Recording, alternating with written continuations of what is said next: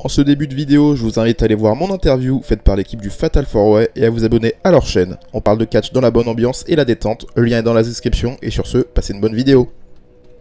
Et bonjour à toutes et à tous et bienvenue dans cette critique de WWE NXT en 5 points, c'est parti.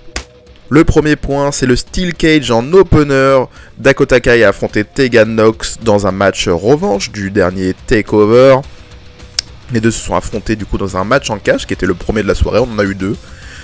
C'était très sympathique, on a eu un match intense et violent. C'était très cool, bien sûr Dakota Kai était accompagné de Raquel Gonzalez qui était à l'extérieur de la cage.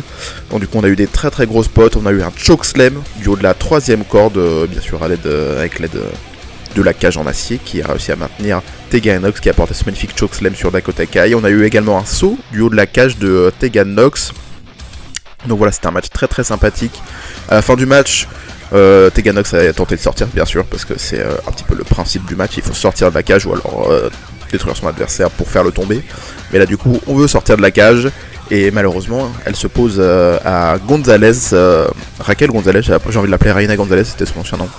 Et du coup, voilà, Gonzalez qui est à l'extérieur, qui la regarde. Les deux se provoquent un petit peu. Tegan Nox a un petit peu pas envie de se frotter à Gonzalez. Et on peut la comprendre tout à fait. Donc du coup Dakota Kai tente d'en profiter pour sortir. Malheureusement Tegan Nox réussit à taper dans cette porte pour que cette porte en acier tape directement dans le genou blessé déjà de Dakota Kai. Et juste après ça Gonzalez réussit à bloquer tout simplement Tegan Nox entre la porte et la cage pour que Dakota Kai réussisse à sortir. C'est un petit peu mal construit ce que je dis, mais vous avez compris un petit peu le principe. Donc du coup voilà, c'est un match très sympathique qui, je ne sais pas si ça clôt la rivalité entre les deux, mais en tout cas c'était vraiment très sympathique. Moi qui avais beaucoup de réserves sur le début de la rivalité, je suis très content de ces affrontements, celui qui a eu à TakeOver et celui-ci. Donc voilà, faudra pas que ça devienne trop redondant non plus, mais en tout cas pour l'instant c'était quand même très sympa. Deuxième point, c'est Green, le cœur de pierre. Chelsea Green a affronté Shotzi Black Earth, cœur noir. Voilà, elle a remporté le match assez facilement. Je parle de Chelsea Green, bien sûr, pas de Shotzi. J'arrive jamais à prononcer bien son nom, bref. Donc du coup, voilà, c'était une victoire, j'ai envie de dire, logique et sympathique pour Chelsea Green. Je ne sais pas quel qualificatif utiliser, mais vous m'avez compris. Du coup elle se qualifie, on apprend juste après le match que la victoire de Chelsea Green la qualifie pour le match de l'échelle qui va avoir lieu NXT TakeOver Tampa Bay, qui va déterminer du coup la prochaine challengeuse au titre de NXT après le main event qui va y avoir entre Rhea Ripley et Charlotte Flair pour le titre NXT à WrestleMania. Voilà, on va voir qui sera la prochaine challengeuse la veille du coup au NXT TakeOver War Games dans un match de l'échelle. Troisième point, et qui est un bon point, c'est les Grizzly Young champions. L'Undisputed Era a fait un match, donc du coup c'était Kyle O'Reilly et son acolyte Bobby Fish, Bobby Poisson, qui étaient tous les deux sur le ring. Ils ont affronté Oni Lorcan et Danny Burch dans un match assez correct et une victoire logique de Kyle O'Reilly et Bobby Fish. Juste après le match, les deux prennent le micro pour un petit peu insulter les nouveaux champions en les disant qu'ils ne méritent pas d'être les champions, qui sont un petit peu des guignolos. Donc du coup voilà, bien sûr Matt Riddle et Pete Dunne arrivent pour un petit peu provoquer. Ils leur disent que s'ils veulent un match revanche, ils peuvent le faire, il n'y a pas de souci. Et à ce moment là il y a James Drake et Zach Gibson qui viennent attaquer Matt Riddle et Pete Dunne. Et juste après ils provoquent les autres avec les ceintures. Donc on imagine que du coup les Grizzly Young vétérans vont se mêler à la fête. Peut-être qu'on va avoir un match avec 3 équipes du côté de NXT TakeOver War Games pas du tout, de NXT TakeOver Tampa Bay. Et j'ai hâte de voir ça, j'adore les Grizzly Young vétérans comme je l'ai dit dans ces dernières critiques, et j'ai du coup hâte de voir la suite. Quatrième point, c'est le futur de NXT qui se met en place petit à petit. Plus tôt dans la journée, on a eu Austin Theory qui s'est fait interviewer à l'extérieur. Il dit qu'il est le meilleur de NXT, une promo de heel classique, habituelle, efficace. Et à ce moment-là, malheureusement, il y avait Isaiah Swerve Scott qui était en train de se promener et qui l'a entendu. Et du coup, il vient se moquer de lui en disant mais qu'est-ce que tu racontes, c'est moi le meilleur et ce soir on va s'affronter et on va voir. Donc du coup, on a eu un match entre Austin Theory et Isaiah Swerve Scott, un match très sympathique que je vous invite à aller voir avec deux très bons talents de futur de NXT et même de la WWE. Je suis très surpris de cet affrontement parce que c'est vraiment le genre d'affrontement que j'ai envie de voir du côté de NXT. Du coup, c'était très cool. C'est une victoire de Austin Theory dans un match vraiment très sympathique. Je vous invite vraiment tous à aller le voir.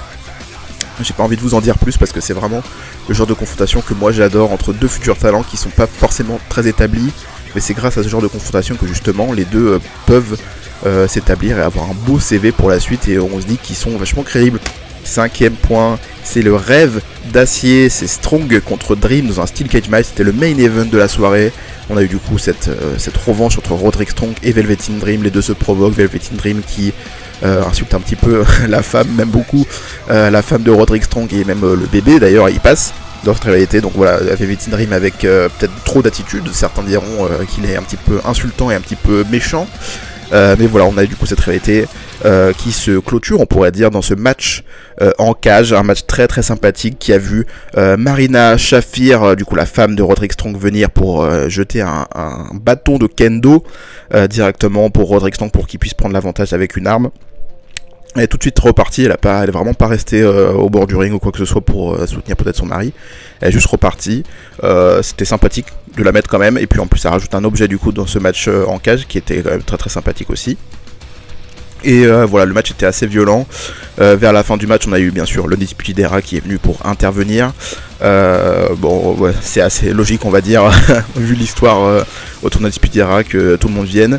Malheureusement pour eux, Velveteen Dream a vite pris l'avantage grâce à ce bateau de kendo justement. Il a réussi à faire partir Bobby Fish et Kyle O'Reilly très rapidement. Adam Cole a réussi à se faufiler pour rentrer dans la cage. Et du coup à ce moment là on a bien sûr Adam Cole, Velveteen Dream et Roderick Strong qui sont dans la cage. Roderick Strong qui part en direction de la porte pour pouvoir s'enfuir. Et move très intelligent et que j'ai vraiment beaucoup apprécié pour le coup, c'est Velveteen Dream qui jette tout simplement Roderick Strong à l'extérieur. Donc du coup Roderick Strong remporte le match parce qu'il a réussi à sortir de la cage. Et juste après ça, Velveteen Dream ferme la porte et du coup attaque Adam Cole. Move très intelligent de lui, hein, il va pas rester sur Roderick Strong, il va partir un petit peu plus loin pour aller, pourquoi pas, piquer le titre de NXT. C'est d'ailleurs ce qu'il va faire ensuite, il attaque Adam Cole très rapidement. Roderick Strong essaye de revenir sur le ring mais se fait très vite intercepter. Et du coup Velveteen Dream en profite pour porter son Death Valley Driver. Je ne sais plus s'il y a un nom officiel à ce move pour lui. Et voilà, il porte cette finisher ou ce move spécial, ça dépend ce que vous considérez comme finisher pour Velveteen Dream. Directement sur une chaise qui était mise au sol. Donc du coup voilà, il réussit à détruire Adam Cole et ensuite il se met en haut de la cage avec la ceinture d'NXT tout simplement. Donc on comprend très rapidement que Velveteen Dream part pour chercher le titre d'NXT de Adam Cole. Voilà, c'était une critique assez rapide pour moi, j'ai vraiment beaucoup apprécié l'épisode de cette semaine. Les RVT se mettent en place. NXT Takeover Tampa Bay, j'allais dire Wargames. NXT Takeover Tampa Bay se met bien en place, les réalités continuent et progressent très bien. Donc du coup j'imagine qu'on va avoir un Dream Adam Cole pour le titre d'NXT. J'espère que Velveteen Dream va trouver du soutien parce que sinon ça va vite partir en Undisputed Era contre Velveteen Dream. Le futur se met bien en place avec Austin Theory et Isaiah Swerve Scott qui en ont bien besoin. Les crises non vétérantes qui se mêlent à la fête, je m'attendais pas mais je suis très très content de le voir. Chelsea Green qui fait enfin un match de bout en bout sans intervention quoi que ce soit et qui gagne. Là ça fait vraiment plaisir. Et la rivalité entre Tegan Nox et Dakota Kai qui est peut-être finie mais en tout cas qui a vraiment eu une bonne fin les derniers matchs, enfin depuis qu'ils ont repris cette rivalité justement. J'ai trouvé très très sympathique, donc je suis très très content de cette rivalité qui à la base ne m'attirait pas du tout. Je vous invite également à aller voir mon interview faite par le Fatal 4-Way sur leur chaîne. C'était une interview très sympathique et j'ai passé une bonne soirée en compagnie de fans de catch et des gens qui étaient également sur le chat. Je vous fais un gros bisou à tous et également à toi Mika, j'en profite, hashtag Mikatch. Et je vous invite à aller voir ma critique de AW Dynamite qui va sans doute bientôt sortir. Et si vous regardez NXT, à la semaine prochaine. Et n'hésitez pas surtout à aller voir mes autres vidéos et également les vidéos du Fatal 4-Way si jamais vous avez envie de parler encore plus de catch. On se dit à bientôt et bisous.